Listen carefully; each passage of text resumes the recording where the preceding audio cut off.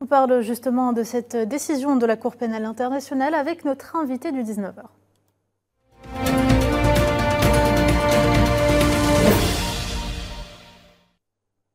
Nous rejoint ce soir Bédis Khanissa, expert en questions politiques. Bonsoir, un plaisir de vous avoir parmi nous.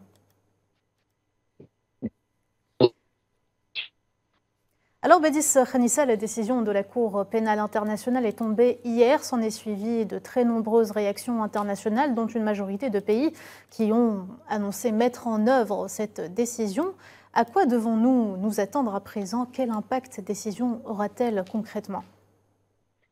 Alors, ce qu'il faut tout d'abord comprendre, c'est qu'effectivement, cette décision est une décision qui a, qui est plus un pavé dans la mare, je dirais, des pays occidentaux, notamment surtout alliés de l'entité sioniste. Mais surtout aussi, elle crée un précédent, c'est je dirais, un fait nouveau, mais surtout aussi un changement de paradigme en lui-même, puisque je rappelle, depuis le procès de Nuremberg, le fameux procès de Nuremberg, la justice occidentale s'est toujours focalisée sur notamment les parias, sur les ennemis de l'Occident, mais surtout aussi les vaincus notamment. Or, aujourd'hui, il s'avère que c'est une décision, certes responsable, qui, comme pour donner un message clair, notamment, qui est celui que le temps de l'injustice et de l'impunité est révolu et qu'il est temps, effectivement, d'être en phase avec la crédibilité, mais surtout aussi la légitimité, notamment de la CPI. Et tant sur le génocide, mais aussi comme pour dire effectivement que l'entité sioniste aujourd'hui, et vous l'avez rappelé dans votre reportage à juste titre, l'isolement lui-même de l'entité sioniste, incarné, illustré par les deux dirigeants, notamment le Premier ministre et l'ex-ministre de la Défense. Il s'avère qu'effectivement, pour répondre à votre question, il faut voir cette décision, certes responsable et historique, mais qui est plus dans le cadre où s'inscrit sur la sémantique, sur la forme que sur le fond. Puisque vous l'avez dit, effectivement, elle est conditionnée par pas mal de facteurs, notamment, certes, les pays qui ont ratifié le statut de Rome sont, je dirais, pas dans l'obligation, puisque ce n'est pas une décision contraignante ou coercitive, mais qui relève plutôt de la considération morale et de la responsabilité juridique, notamment de ces États. Or, il s'avère que, certes, cela donne une espèce de incapacité de déplacement théorique, je dis bien théorique, à Netanyahou. Cependant, vous en conviendrez que ça n'arrêtera pas, malheureusement, les génocides, ça n'arrêtera pas le projet expansionniste, notamment de Netanyahou, sur le corps des martyrs palestiniens. Bien évidemment, aujourd'hui, je pense que cette décision aussi, pourquoi un pavé dans la mare, puisque elle met à l'épreuve, notamment l'Occident, avec les pays qui vont devoir se catégoriser en deux. La première catégorie, c'est ceux qui s'inscrivent justement dans la crédibilité, la légitimité, mais surtout l'indépendance et l'importance de la Cour de justice internationale à laquelle ils vont devoir se conformer et arrêter Netanyahou s'il est amené à se déplacer dans ces pays. Et vous avez la deuxième catégorie qui déjà a commencé à crier au scandale, qui a déjà commencé à s'indigner et même à provoquer, à leur tête notamment les États-Unis, que je rappelle n'a jamais ratifié cet accord. Donc très difficile dans les faits. En revanche, encore une fois, ça n'apporte pas une solution clairement sur le terrain, notamment à savoir stopper ou avoir un cessez-le-feu. En revanche, elle permet d'isoler et d'accroître l'isolement de l'entité sioniste, mais surtout aussi d'isoler un Netanyahou qui est affaibli, qui est fragilisé et pour lequel peut-être son propre camp, mais le camp de l'opposition notamment, de plus en plus fort, cette voix dissonante, notamment même de l'opinion nationale israélienne, pourrait prétexter cette brèche pour pourquoi pas l'écarter et l'isoler de la politique et notamment le destituer et le faire tomber et à travers cela, bien évidemment, pourquoi pas mettre un terme à ces agissements qui sont purement individualistes et qui répondent à un gouvernement ségrégationniste, un gouvernement génocidaire, mais surtout un gouvernement, je dirais, religieux et surtout sioniste. Justement, est-ce que vous pensez qu'on pourrait dire aussi que cette décision pousserait peut-être Benjamin Netanyahou à réfléchir à deux fois maintenant avant de prendre quelconque décision ou avant de se déplacer parce que maintenant ça pourrait apporter des craintes au sein de la classe politique sioniste? À vrai dire, j'exclus cette option pour la bonne et simple raison que Netanyahou, d'abord, il faut voir sa première réaction qui consistait d'ailleurs dans une ineptie sans nom a qualifié la CPI d'antisémite. C'est comme quoi, en fait, tout ce qui s'oppose, ou tout ce qui est voix dissonante à sa personne, et je dis bien sa personne, est qualifié d'antisémite. Donc, non, je pense qu'il est fidèle à son personnage. C'est une excuse dépassée, ça, Badis Renessa. Tout à fait. Et d'ailleurs, ça se sait, ça se voit aujourd'hui, puisque la CPI n'a pas hésité justement de l'écarter, de le pointer du doigt à travers cette décision. En revanche, pour répondre à votre question, qui a trait plus à Netanyahou, Netanyahou aujourd'hui est, je dirais, déconnecté de la réalité du terrain. C'est-à-dire qu'il croit dur comme fer qu'il est missionné, religieusement missionné qui plus est, pour un dogme, un projet dogmatique qui est celui de l'expansion du Grand Israël. Et pour cela, il voit comme tout obstacle un obstacle, je dirais, religieux qui consiste à s'opposer à son propre projet. Et d'ailleurs, lui-même l'a dit que rien ne pourrait l'arrêter pour défendre Israël. Donc, c'est ce qui aggrave.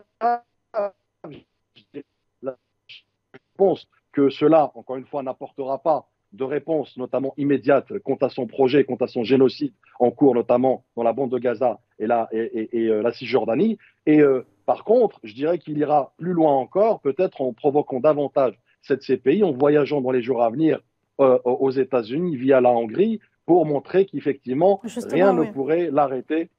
Rien ne pourrait l'arrêter, mais surtout qu'il est droit dans ses bottes. En revanche, comme je disais tout à l'heure, l'obstacle principal auquel peut-être il ne pourrait pas s'attendre, c'est celui de l'obstacle de l'intérieur, c'est-à-dire le front intérieur, à savoir l'opinion nationale, le peuple israélien, à leur tête les familles des otages, qui voient d'un mauvais œil justement ce glissement vers l'inconnu qui est en train de mener Netanyahou. Je rappelle, jamais, au grand jamais, l'entité sioniste n'a été aussi honnie, aussi vomi, aussi isolé que sous l'ère justement de Netanyahou. Badis Renessa, hier, le vice-président de la Commission européenne, Josep Borrell, a appelé tous les pays membres de l'Union européenne à respecter la décision de la CPI. Aujourd'hui, c'est le Haut Commissariat des Nations Unies aux droits de l'homme qui a exhorté les États parties au statut de Rome à mettre en œuvre les mandats d'arrêt. Néanmoins, il y a certains pays, dont la Hongrie, comme vous l'avez dit, qui ont refusé de se soumettre et qui font clairement de la provoque, n'est-ce pas ?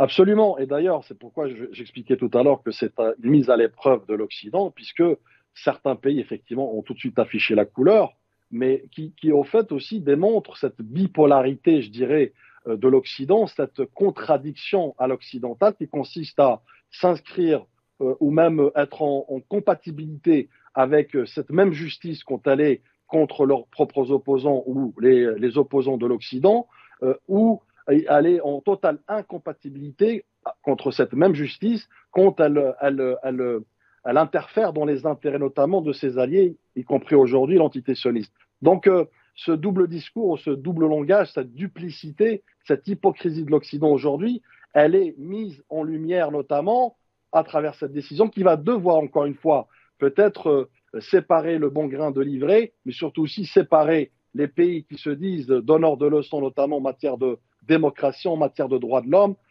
qui aujourd'hui se mettent contre cette même justice qui est censée représenter les peuples du monde, mais surtout aussi représenter les peuples oppressés aujourd'hui et même tués par l'entité sioniste. Donc, il y a un dilemme très important dans les jours à venir pour certains pays. Là, effectivement, les pro-entités sionistes comme les États-Unis qui vont devoir aussi peut-être exercer des pressions phénoménales sur certains pays pour justement les obliger à se soumettre et éviter le grand scandale qui est celui d'arrêter Benyamin Netanyahou. Il y a d'autres pays notamment qui ils sont dans une certaine nuance, je dirais, qui ont pris acte, et je prends là quelques exemples comme la France, et qui restent quand même fidèles notamment au travail de la CPI et son indépendance et son autonomie, mais en même temps qui redoutent d'être mis à l'épreuve notamment et d'être mis en porte-à-faux si demain Benyamin Netanyahou est amené à se déplacer dans leur pays ou transiter via leur pays, juste comme pour justement les tester et les mettre à l'épreuve sous l'œil attentif notamment des États-Unis qui, encore une fois, comme j'ai dit, va exercer des pressions et du lobbying, notamment dans les couloirs de la communauté internationale, pour, encore une fois, faire asservir les pays réfractaires, mais surtout les pays récalcitrants qui peut-être verraient d'un bon œil cette décision. Badis Renessa, on se pose la question, Qu'en sera-t-il de ces pays qui justement refusent de se plier à cette décision de la Cour pénale internationale qui finalement qui refusent de respecter concrètement le droit international? Tout à fait. C'est pourquoi j'expliquais tout à l'heure qu'il n'y a pas de décision contraignante, ce qui engage plutôt de ces États, plutôt un engagement moral, une responsabilité au regard de l'histoire et au regard aussi de l'opinion internationale, puisque je rappelle, il n'y a pas un pays, y compris en Europe et à l'Occident, qui ne connaît pas des manifestations et des événements justement en s'opposant au génocide à Gaza. Donc, l'opinion, je dirais, nationale aujourd'hui, la communauté nationale et internationale, a contribué justement à peser et peut-être à même exercer davantage de pression sur la CPI pour qu'elle arrive aujourd'hui à ce résultat, encore une fois, ou à ce tournant historique. Cependant, encore une fois, il y a des pays pour des intérêts quelconques, qu'ils soient politiques, qu'ils soient économiques, qu'ils soient géostratégiques. N'oublions pas que le monde est en délitement, qu'il y a un cataclysme géopolitique, notamment avec ce qui se passe en Ukraine, et ce qui fait qu'aujourd'hui, justement, le monde s'est scindé en deux axes, l'axe des justes, je dirais, qui se met du bon côté de l'histoire, et l'axe du déni, notamment des pays qui sont dans le déni et qui souhaiteraient justement voir l'émergence et la continuité, la préservation de l'entité sioniste au Moyen-Orient comme pour représenter les valeurs occidentales et la culture occidentale versus une civilisation, comme ils le prétendent le dire à chaque fois, rampante et galopante qui menacerait, entre parenthèses, le modèle de vie occidental. Mais Srenissa, bien que ce soit une première, cette décision de la Cour pénale internationale est, on peut le dire, porteuse d'espoir dans le combat contre l'impunité dont jouit l'entité sioniste depuis toujours. Tout à fait. Je l'ai évoqué en introduction, effectivement, c'est un tournant dans le sens où la CPI, pour une fois, a pris les devants, a mesuré justement le poids de la responsabilité qui lui incombe, à savoir être juste, mais surtout être en totale adéquation avec les attentes notamment du monde, un monde, comme j'ai expliqué, qui est en délitement, un monde qui connaît beaucoup d'injustices. Or, il s'avère qu'aujourd'hui, et c'est une première, qu'une décision soit prise à l'encontre d'un représentant allié de l'Occident lui-même et qui surtout est en roue libre et surtout en total déphasage avec ce même droit international que la CPI est en mesure, est en obligation de faire valoir et d'appliquer sur le terrain. Donc oui, c'est une note d'espoir, effectivement. Oui, effectivement, c'est une dynamique favorable, notamment pour ceux qui exerceraient notamment cette impunité et cette immunité d'entité sioniste comme argument pour légitimer son droit à la sécurité. Non, il s'avère que le droit à la sécurité n'exige pas, ne sous-entend pas effectivement je dirais, accomplir un génocide à ciel ouvert contre tout un peuple et surtout participer à l'épuration ethnique de tout un peuple pour faire disparaître l'existence elle-même des Palestiniens. Donc oui, c'est une note d'espoir. En revanche, restons pragmatiques. C'est un bon début, je dirais, une trajectoire positive justement qui mènerait éventuellement, et j'ose l'espérer en tout cas, à peut-être un éveil de conscience, mais surtout une action propre, une action favorable au sein même de la politique israélienne pour destituer, pour, je dirais, mettre un terme justement à ces agissements, notamment de Netanyahou, qui a mené, je dirais, l'entité sioniste vers l'inconnu, mais surtout aussi qui, encore une fois, a isolé d'une manière historique et singulière l'entité sioniste au sein même de l'Agora internationale, puisqu'aujourd'hui, elle est montrée du doigt.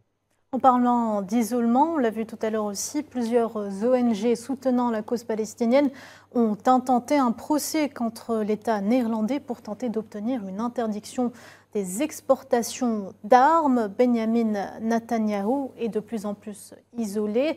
Est-ce que l'entité sioniste ne serait pas en train de s'affaiblir? Est-ce que peut-être ce sont les prémices d'un possible début de fin de guerre, de fin de génocide? Écoutez, je l'ai de tout temps dit et répété, il y a eu un avant et un après 7 octobre. Donc aujourd'hui, effectivement, l'entité sioniste, on n'aurait jamais osé penser aujourd'hui qu'on en arriverait à ce point de bascule, à ce point de rupture notamment, où on verrait une entité sioniste isolée, je dis bien isolée diplomatiquement, par parfois son propre camp, ses propres alliés. Rappelons la position de plusieurs pays historiques, hein, à titre d'exemple l'Espagne et les pays nordiques notamment, qui n'ont cessé justement de condamner, mais aujourd'hui d'agir aussi en conséquence, puisque je rappelle que l'Espagne, par exemple, a interdit l'accostage d'un navire transportant de l'armement, mais d'autres dynamiques aussi s'inscrivent dans le même sillage. Et c'est là où je dirais il y a un véritable levier de pression, notamment sur l'entité sioniste, qui va l'obliger, tôt ou tard, encore une fois, tôt ou tard, même s'il est question de temps, et le temps est précieux, puisque chaque jour, il coûte la vie à plusieurs Palestiniens, notamment tombés en martyrs. En revanche, ces leviers de pression qui acculent et qui isolent aujourd'hui l'entité sioniste vont l'obliger à devoir trouver des solutions alternatives pour, encore une fois, mettre un terme à cette bérésina, mettre un terme à cette, je dirais, cacophonie qu'a exercé et qu'a créé Benjamin Netanyahu, encore une fois animé par un projet individuel, un projet qui tire ses racines notamment de ses propres velléités notamment, mais surtout aussi pour satisfaire un gouvernement extrémiste religieux sioniste qui est dans le dogme purement religieux. Il n'empêche que l'entité sioniste jouit toujours du soutien indéfectible des États-Unis. Joe Biden a d'ailleurs jugé scandaleux les mandats d'arrêt de la Cour pénale internationale contre Netanyahou et Galante. Pensez-vous que Washington poursuivra son entêtement? Badis Khenissa, vous êtes avec nous? Il me semble que la connexion avec Badis Khenissa a été coupée. Merci beaucoup Badis d'avoir répondu à nos questions. À très bientôt.